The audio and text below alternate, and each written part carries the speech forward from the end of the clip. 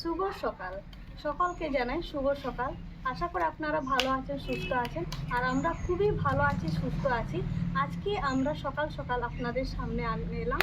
আর আজকে আমাদের একটা বিশেষ দিন বলতে আজকে আমাদের সিজনও পরব, তাই না? একদম। বাদনা পরবের পরের মাসে হচ্ছে মাঘ মাসে আমাদের সিজনও পরব। তো আজকে আমাদের সিজনও পরব চলে এসেছে, আর আপনারা ভিডিওটা প্রথম থেকে লাস্ট পর্যন্ত দেখতে থাকুন, তাই তো? একদম। আর সিজনের পরবটা ফুলে আমের সবাইকে বলতে আমরা কীরকমভাবে পালন করি। একদম। আর আমাদের সিজনের পরব হচ্ছে খাওয়া খাওয়া নিয়ে ব্যাপার।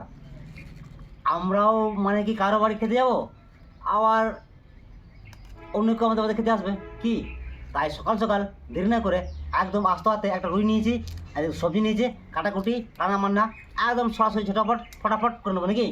একটু পরে কিন্তু বাচ্চা কাচ্চা চলে আসবে।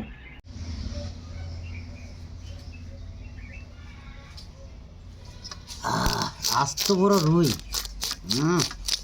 দু কেজি সাইজের। তা মাছটা দেশি মাছ, তা সুন্দর করে আঁশগুলোকে ছাড়িয়ে নিই। মা কিন্তু শিলনোড়ায় অলরেডি সমস্ত মশলা নিয়ে নিয়েছে, আর সমস্ত গোটা মশলা আর ঘরোয়া পদ্ধতিতে রান্না করবো। একদম দেখে নিন, গোটা হলুদ, গোটা লঙ্কা আর গোটা জিরে, সমস্ত কিছু এখানে আছে। তা মা তুমি বেটে না, ঠিক আছে?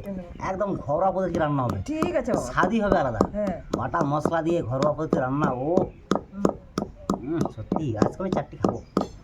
কেন আমাদের খাবো নাকি? না, তোমার হাতে মশলা বাটা আছে না, ওই দিন তো তোমার বৌমা বাটে। আচ্ছা তুমি বাটছো, ও স্বাদই হবে আলাদা। কারণ তো মায়ের ভালোবাসা কানটাই আলাদা কি। আর মা মশলা বাটো, ওই দিন মাছটা আমি কেটে নিই। মা ঠিক আছে, মাছটা আমি কেটে নিই। মাছগুলো কেটে না। একদম আস্ত দেশি রুই, 1 কেজির উপরে ওজন আছে, কেটে নিই। আস্তে নিয়েছি। বাপরে, ও একদম খাসি মনে হচ্ছে। মাছটাকে আমি সুন্দর করে পিস করে নিই। ও সলিড সলিড। মটরশুঁটি আর টমেটো আমি একসঙ্গে কিন্তু দিয়ে দেবো, কারণ বাঁধাকপি আলু গাজর একসঙ্গে সেদ্ধ হয়ে গেছে। মটরশুঁটি আর টমেটো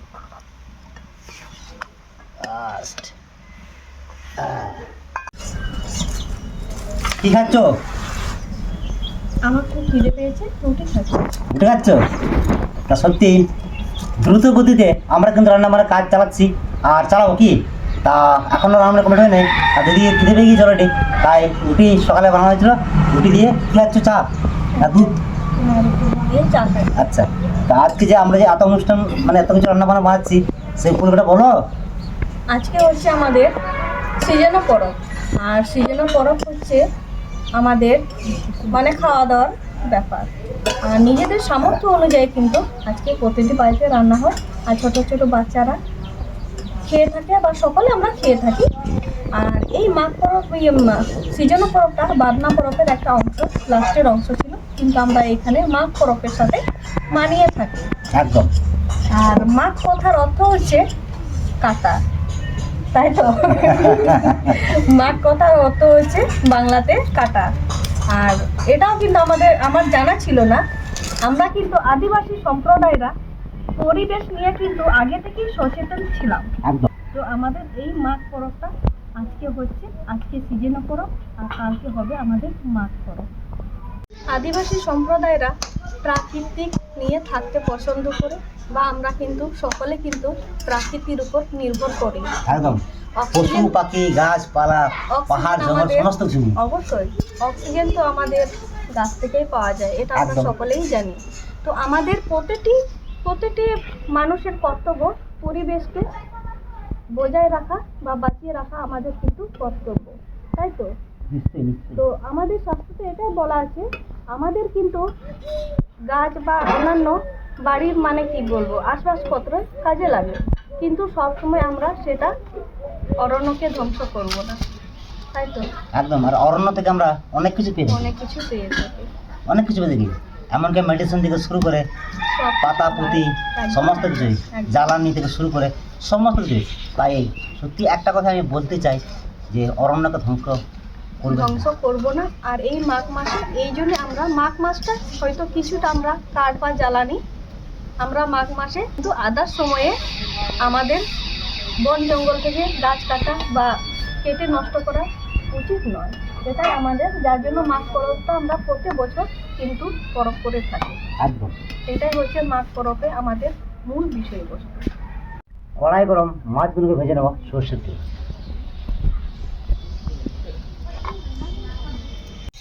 তেল গরম হয়ে গেছে, এখন মাছগুলা ভেজে নেব।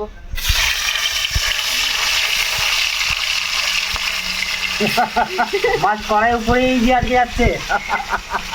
মাছগুলোকে তেলে ছাড়াও। ভয় লাগছে। মাছগুলো যদি ডাঙায় লাফিয়ে ওঠে, কাটিকা একদম ওর দোষ নেই। মরা মাছ ডাঙায় লাফাচ্ছে না, কড়াইয়ের উপরে। তো কড়াই উপরে ভালো দাও।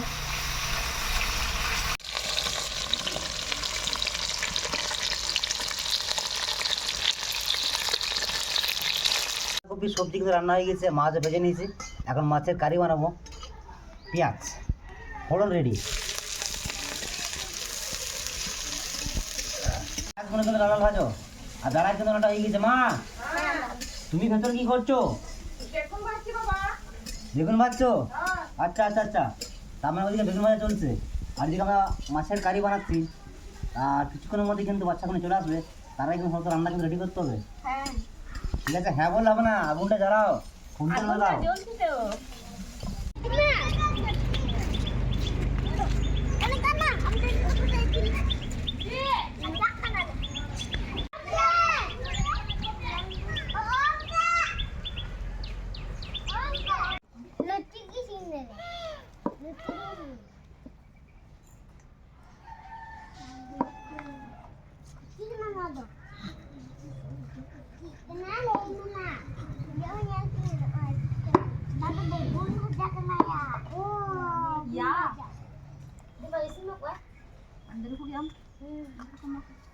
है आमा तो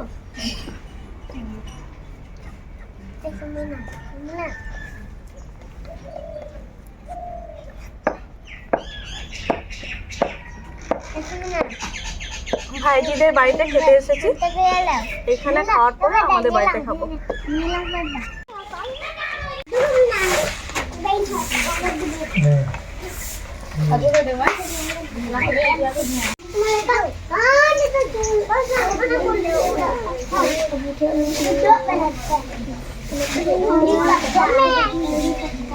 অলরেডি সকাল থেকে এত রান্না বান্না রাতের জন্য সকালে চলে এসেছে। ওদিকে ভাত পড়ে গিয়েছে, আবার তো দিয়ে দাও একবার থেকে সবজি আর কুসুদা মাছ, মাছের ঝোল আর ভাত পড়ে গিয়েছে। তারপর অনেক কিছু আরো আছে। ঠিক আছে,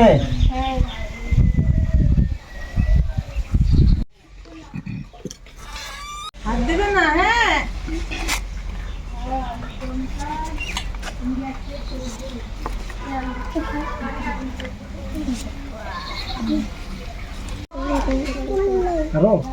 বেগুন ভাজা।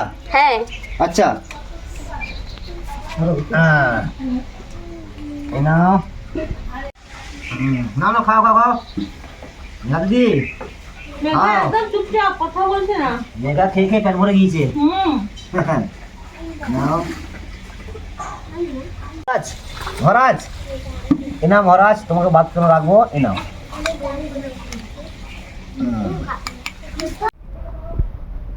এরা কিন্তু অনেক বাড়িতে খেয়ে চলে এসেছে, লাস্টে পড়েছিল আমাদের বাড়িতে।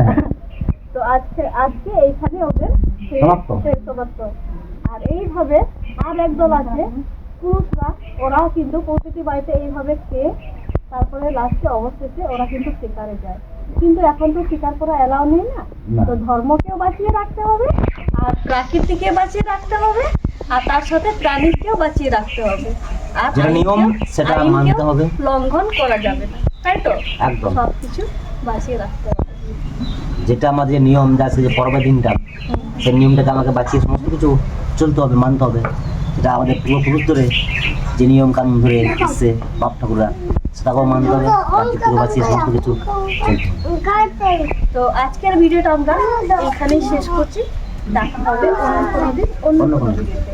আর আজকের ভিডিওটা কেমন লাগলো অবশ্যই কিন্তু কমেন্ট Comment করতে জানাবেন। ভুলবেন না আপনারা, তাই তো? একদম। তো ঠিক আছে, দেখা হবে অন্য দিন। টাটা।